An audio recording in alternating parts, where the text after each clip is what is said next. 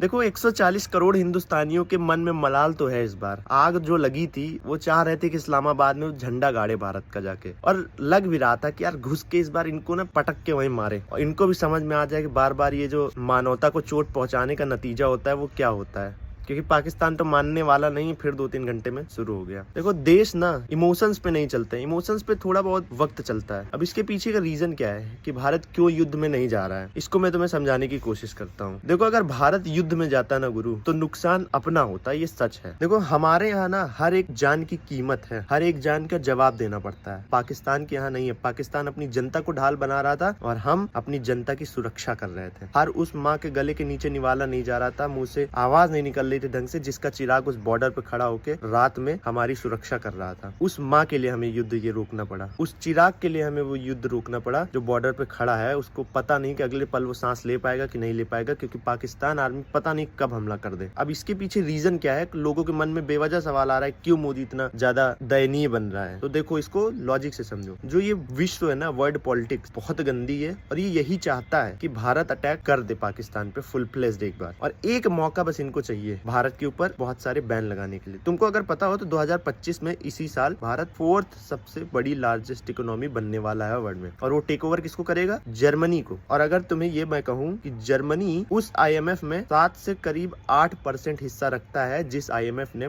परसों पाकिस्तान को लोन दिया। क्रोनोलॉजी समझ रहे हो? मैं बार बार यही कह रहा हूँ कि एक तरफ चाइना USA आपस में लड़ रहे हैं, दोनों चाहते कि एक रुक जाए एक मारे। जर्मनी भी यही अब किया है ताकि इंडिया के ऊपर बैन ठोके और 2025 में जो चौथी सबसे बड़ी इकोनॉमी बनने वाला भारत, उस पे लगाम लगे। लेकिन मोदी गवर्नमेंट ने बहुत प्रोफेशनली इसको डील किया है। सच में तुम मानो या मत मानो, मोदी विरोध में भले ही तुम जाके सवाल उठा सकते हो कि क्यों रुक गया, एक बार हिसाब हो ही जाना चाहिए था। लेकिन समझो इस चीज को, अगर युद्ध होता ना तो हमारे यहाँ जितनी जाने जाती ना, हमें ही जवाब देना पड़ता। यही मोदी विरोधी आके अभी तुरंत सवाल उठाने लगते सोशल मीडिया पर कि कैसे जाने गए, कैसे क्या हुआ।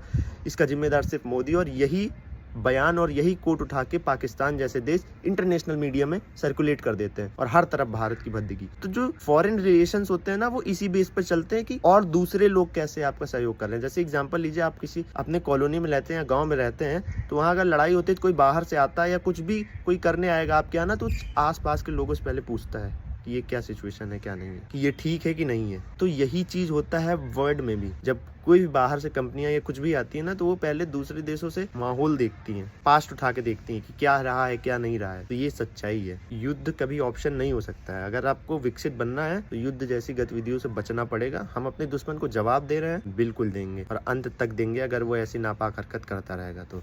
जय हिंद।